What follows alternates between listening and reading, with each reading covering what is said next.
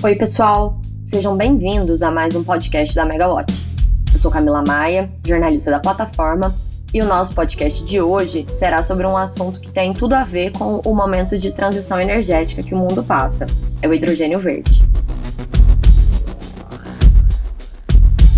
Para falar sobre isso, eu conversei com a Lavínia Holanda, que é diretora executiva da Scope Energia. Mais uma vez, a conversa foi virtual, já que a pandemia do Covid-19 ainda está aí. Espero que vocês aproveitem.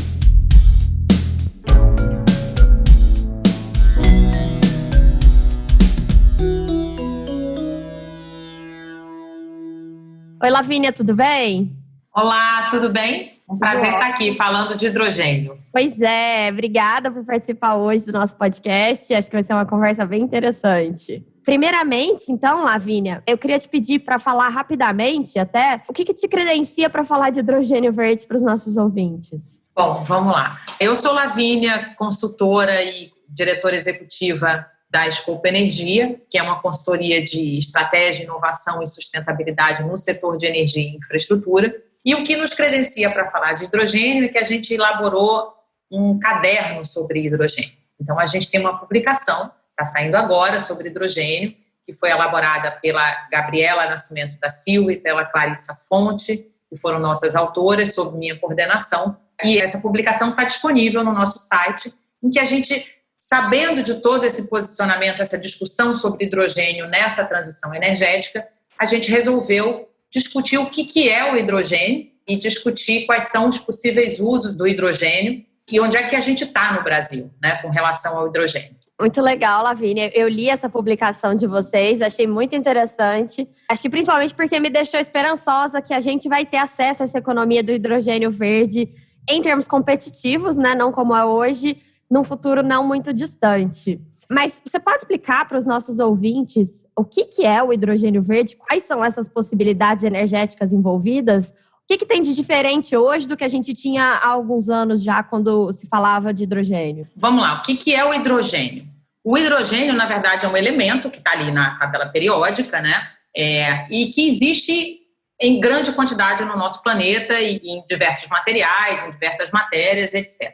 Mas o que a gente está falando aqui é do gás hidrogênio, né? Que é o H2, é o hidrogênio com outro hidrogênio, que é formado por dois átomos de hidrogênio e que é desse gás que a gente está falando como um potencial energético futuro. E aí é importante a gente dizer que, de fato, o hidrogênio ele já existe, já é utilizado e já é produzido atualmente. Só que ele é produzido atualmente a partir de fontes fósseis. O que a gente vai tratar aqui e que vai conversar e vai focar aqui é o hidrogênio proveniente de fontes renováveis, o chamado hidrogênio verde. Ou seja, é o hidrogênio que passa por um processo químico chamado eletrólise, em que você usa energia para quebrar as moléculas da água, né? Você usa água e energia, e essa energia vem de fontes renováveis. Então, é desse hidrogênio que a gente está falando, desse processo de produção que a gente está falando. Então, para esse hidrogênio ser considerado verde, a energia elétrica que é usada na eletrólise precisa ser uma energia renovável, não pode ser uma termoelétrica a carvão. Exatamente. Esse é o hidrogênio verde e é esse hidrogênio verde que está sendo a base dessa transição energética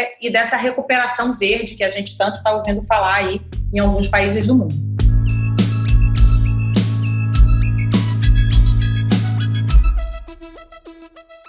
Lavínia, esse hidrogênio, ele serve para quê, então, em termos energéticos? Quais são os usos dele? A gente pode usar na indústria, mobilidade? Essa é a grande beleza do hidrogênio, né? O hidrogênio, ele é muito versátil. Então, ele pode, sim, ser usado na indústria. Ele já é usado, inclusive, na indústria. Na produção de fertilizantes, por exemplo, direcionado para a produção de amônia, que é usado na produção de fertilizantes.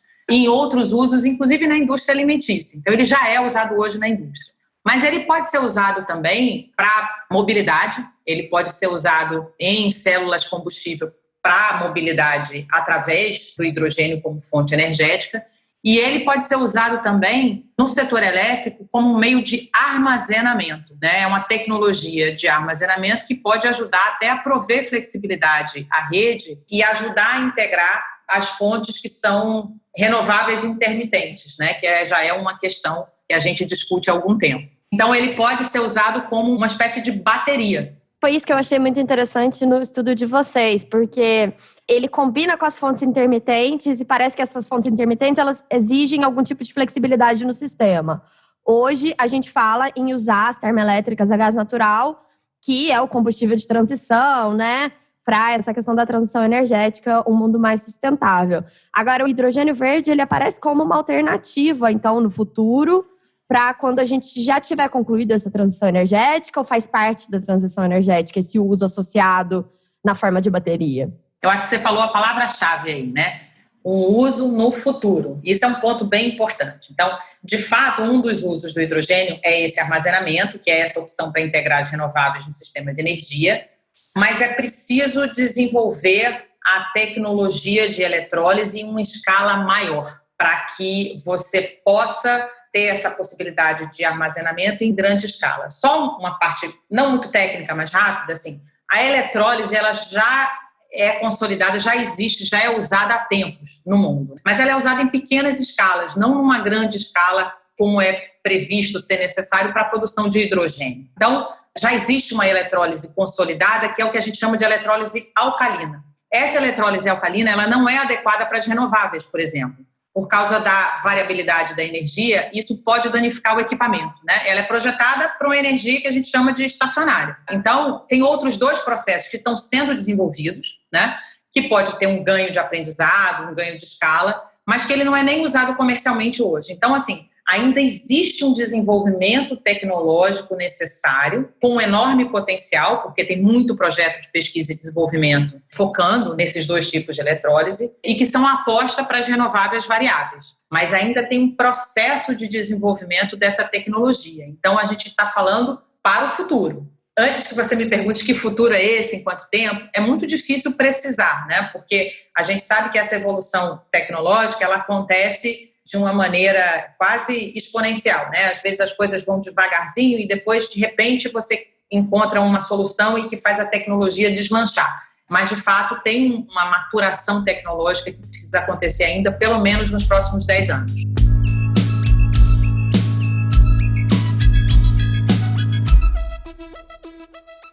Para eu entender como é que funciona. Então, você pega, usa essa energia renovável quando está ventando ou está com sol, faz a eletrólise do hidrogênio e aí esse hidrogênio ele fica armazenado. Quando não tiver vento ou quando não tiver sol, você usa esse hidrogênio que está armazenado para gerar energia e combater essa questão da flexibilidade. Combater não, né? Minimizar. É exatamente esse processo que você falou. Esse processo a gente chama de power to gas. Então, é você pegar a eletricidade, converter em gás e fazer o sistema reverso, né, quando você precisa da eletricidade. Mas o ponto importante aqui é o armazenamento, que é uma questão chave esse armazenamento do hidrogênio.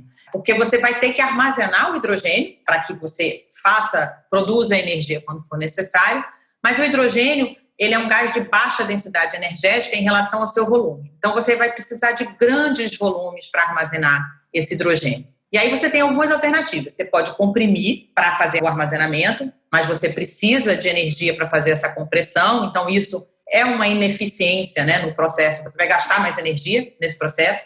Você pode liquefazer, mas você também vai precisar de energia. Mas o importante é que você vai precisar de materiais resistentes para esse armazenamento. E aí tem um aspecto importante que, assim, o hidrogênio ele é corrosivo. Então, você precisa de materiais especiais para esse armazenamento do hidrogênio.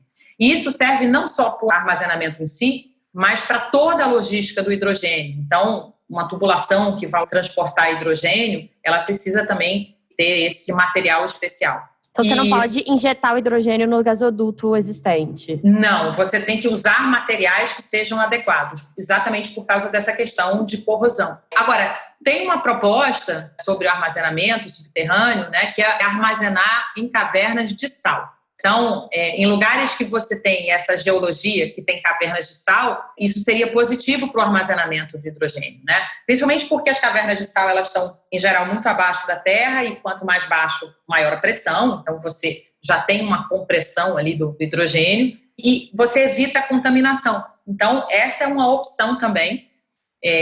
Eu vou deixar, na verdade, para um geólogo responder se a gente tem condição de fazer isso aqui no Brasil, tá? Mas, de fato, se você tem essa geologia favorável, é possível fazer esse armazenamento em cavernas de sal também. Muito interessante. Só que aí você tem o problema da logística, de qualquer maneira. Como chegar e como sair, Exato. né? Se você não tiver a carga ali naquele ponto da caverna de sal, não adianta nada. Exatamente. A gente continua tendo essa questão da logística e é um ponto importante. Quer dizer, a logística e infraestrutura que vai ser criada para receber o hidrogênio ou qualquer solução, vou chamar de verde, né? Mas qualquer solução para a transição energética tem que ser uma logística que vai ser preparada para isso. Então, toda essa infraestrutura que vai ser preparada para essa transição tem que começar a ser pensada agora, né?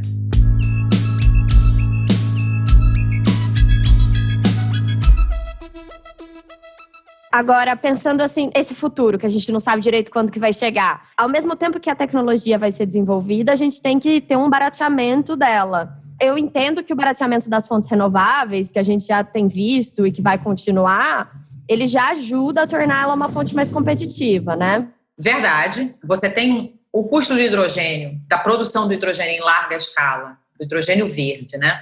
Em larga escala ainda é muito alto. E a tendência futura, se você considerar o barateamento das fontes renováveis, a tendência é reduzir esse custo. Então, a evolução tecnológica que vai acontecer, não só nas fontes renováveis, mas no próprio processo de produção do hidrogênio, também é muito importante. Uma questão-chave é o custo da tecnologia de eletrólise. De novo, a eletrólise já é usada há muito tempo, mas como eu falei, é um tipo de eletrólise que é usada, é a eletrólise alcalina, que, por exemplo, não serviria para a questão das renováveis, e, ao mesmo tempo, ela é usada hoje, já há muito tempo, mas em pequena escala, e não em grande escala para a produção que será necessária de hidrogênio. Então, você tem também uma perspectiva de economia de escala, à medida que você desenvolve essa tecnologia em larga escala para a eletrólise. Então, o desenvolvimento e o barateamento desse processo de eletrólise é super importante.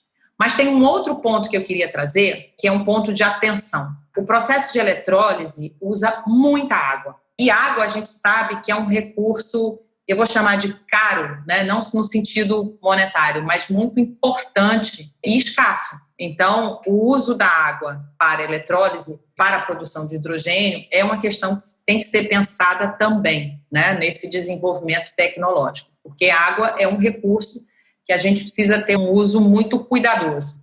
A gente já tem uma disputa grande, né, pelo uso da água hoje, sem a eletrólise, imagina como. Exatamente. E na questão da mobilidade, hoje a gente fala muito em mobilidade elétrica nesse processo de transição energética, mas também tem a questão dos veículos usando a célula de hidrogênio, né? Acho que você até mencionou já. Como é que fica? Porque aí o desafio de logística é maior ainda. Como é que você vai fazer chegar isso na casa de cada um, ou então nos postos, né? Enfim, é bem difícil. Pois é, né? É difícil. E assim, eu acho que pode ser usado e provavelmente vai ser usado em mobilidade, mas lá na frente, né? E eu acho que o aspecto principal aqui é um aspecto de segurança, porque o hidrogênio é um gás muito inflamável, ele tem uma chama invisível à luz do dia, ele não tem cheiro, ele é difícil de identificar que você tem, por exemplo, uma chama. Então, tem uma questão de segurança nesse uso descentralizado de transporte que é muito importante. Então, eu acho que a nossa visão aqui na Escopo, e isso está traduzido no caderno, é que é muito mais provável que esse início do uso do hidrogênio, da descarbonização pelo hidrogênio, se inicie pela indústria. E por que pela indústria? Né? A indústria é um uso mais concentrado, portanto, mais controlado, e a indústria, de certa forma, já está acostumada, até certo ponto, a usar o hidrogênio e, principalmente, já está acostumada a protocolos de segurança que são mais rígidos e mais controláveis. Então, faz sentido que se comece pela indústria e aí a gente ganha experiência, a tecnologia melhora e depois, com tudo mais estabelecido, né, assim, com normas e regras para o uso do hidrogênio, aí você migra para o transporte, que é mais descentralizado e tem o risco das pessoas usarem. E acho que a segurança é um aspecto muito importante.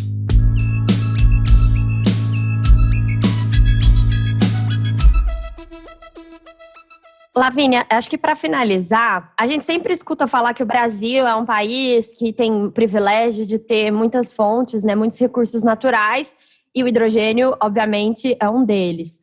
Agora, como que a gente está em relação aos outros mercados na questão do desenvolvimento? Porque eu entendo que países na Europa, por exemplo, já têm alguns investimentos grandes sendo destinados à pesquisa e ao desenvolvimento ali da questão da economia do hidrogênio. E aqui no Brasil, me parece que a gente ainda está bem no início, né? A gente está bem atrás ainda. A gente vai importar hidrogênio verde? Espero que não. Mas vamos lá. Bom, hoje, o Brasil não tem uma política definida para o hidrogênio. Nesse momento, isso não é extremamente grave. O próprio PNE, que foi colocado em consulta pública, você tem uma parte dedicada ao hidrogênio, mas ele foi colocado ali assim, de uma maneira bem geral, né? Não existe um plano, não existe uma meta, mas eu acho que o papel da EPE é esse mesmo, né? É um papel de olhar à frente e fazer essa provocação, e foi isso que eles fizeram, colocaram, isso é a minha interpretação, tá? Eles colocaram o hidrogênio ali até para iniciar essa discussão. Então, eles apresentam ali desafios regulatórios, de normatização, assim, o que teria que ajustar, fala de oportunidades em setores de difícil descarbonização, como é o caso do setor de navegação, por exemplo, mas, de fato, a gente não tem no Brasil uma política. Acho que é importante que, em algum momento, em breve, no futuro próximo, a gente pense de uma maneira mais estruturada no hidrogênio. Por outro lado, principalmente na Europa, né, assim, não só a União Europeia, mas os países europeus individualmente, eles têm planos mesmo para o hidrogênio, né? Eles têm planos, têm metas, têm roadmap. A Alemanha, dentre os países europeus, é quem está mais à frente, né, nessa recuperação verde, e toda essa recuperação verde europeia está sendo baseada no hidrogênio, né? Inclusive hidrogênio sendo usado assim, na indústria, em mobilidade, na navegação. Então, esses países europeus, de fato, eles estão trazendo um planejamento para o uso do hidrogênio nessa recuperação verde. Você tem outros países como Coreia do Sul, Japão também, e tem uma coisa muito interessante, que o Chile já anunciou que vai lançar um plano de hidrogênio esse ano ainda.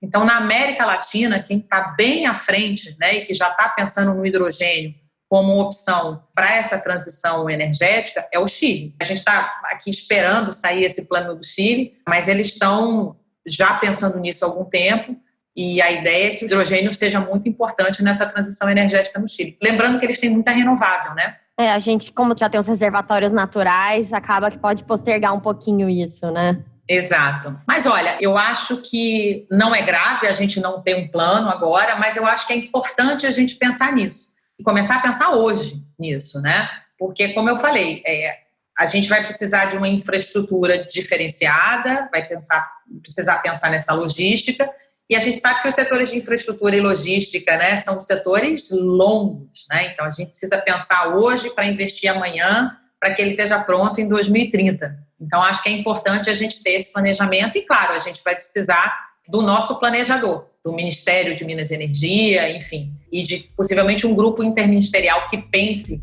no que a gente quer para o hidrogênio no Brasil.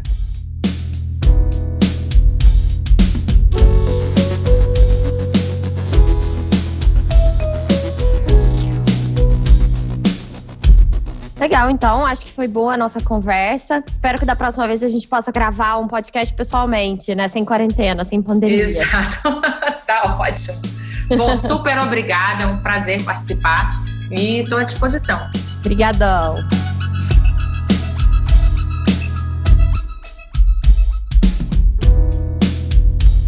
E esse foi o nosso podcast dessa semana. Até a próxima, pessoal!